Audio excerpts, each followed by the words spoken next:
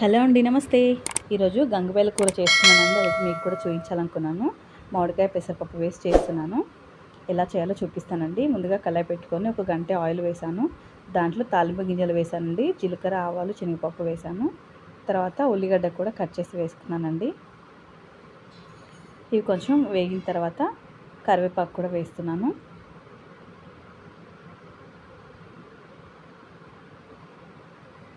కొద్దిగా పసుపు కూడా వేసుకోవాలి. పచ్చిమిర్చి కూడా ఒక 4 కట్ చేసి వేసాను.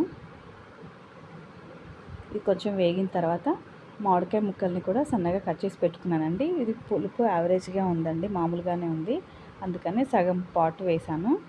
మీరు పులుపు తక్కువగా తినాలనుకునే వాళ్ళు కొంచెం ఒక 4-5 ముక్కలు వేసుకుంటే సరిపోతుంది. ఎందుకంటే గంగబయల కూర కూడా పుల్లగా ఉంటుంది కదా, అందుకనే నేనైతే హాఫ్ వేసానండి, అంత పుల్లగా ఏం లేదని. తర్వాత పెసరపప్పు కూడా నానబెట్టానండి. నానబెట్టి కడిగి పెట్టుకున్నాను, దాన్ని కూడా వేస్తున్నాను. మీరు మామిడికాయ వద్దు అనుకుంటే తీసేయొచ్చండి. తర్వాత టమాటా కూడా ఒక 2 కట్ చేసి వేసాను, ఎక్కువ వేయట్లేదు. ఇంకా అన్ని పులుపు అయితే మరీ తినలేమనేసి 2 టమాటాలు వేసాను. తర్వాత గంగబయల కూర కూడా కడిగి పెట్టుకున్నానండి నీళ్ళలో. ఉప్పు నీళ్ళల్లో వేయాలండి. వేస్తే ఆకుకూర ఏదైనా సరే ఏమైనా పురుగులు డస్ట్ ఉంటే కిందికి వెళ్ళిపోతుంది. ఇప్పుడు దాన్ని కూడా వేసుకొని ఒకసారి కలుపుకోవాలి.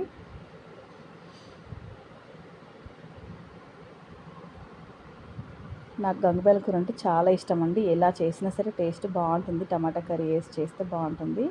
ఇంకొకసారి ఇలా ట్రై చేద్దామనేసి మా ఫ్రెండ్ని అడిగి చేస్తాను. తను చెప్పిందండి ఇలా చేయాలని, అందుకే చేస్తున్నాను. టేస్ట్ అయితే సూపర్గా వచ్చింది. గంగబయల కూర కొంతమందికి తెలియదండి. చేలల్లో ఇది గట్లెమ్మట మొలుస్తుంది. చాలామంది పిచ్చి మొక్క అనుకుంటారు, కానీ కూర చేస్తే అయితే చాలా బాగుంటుందండి టేస్ట్. ఇది మొత్తం కలిసే వరకు ఒకసారి కలుపుకోవాలి. మూత పెట్టుకొని ఒక 10 మినిట్స్ తర్వాత అలా ఉడకనిస్తానండి. కొంచెం చూడండి, కలర్ చేంజ్ అయింది కదా, మగ్గిపోయింది మొత్తం. మగ్గిన తర్వాత కారం వేయాలి. 1 స్పూన్ వేస్తున్నాను. కారం, ఉప్పు 1 స్పూన్ అండి, సరిపడా చూసి వేసుకోండి మీరు తినేదాన్ని బట్టి. ఫస్టే కారం వేస్తే ఏవైనా సరే ఉడకవండి, అందుకని కొంచెం ఉడికిన తర్వాత వేసుకోవాలి. ఇప్పుడు ఒక మూత పెట్టేసి ఒక 5 మినిట్స్ తర్వాత తీసేస్తాను. మూత తీసి చూస్తాను,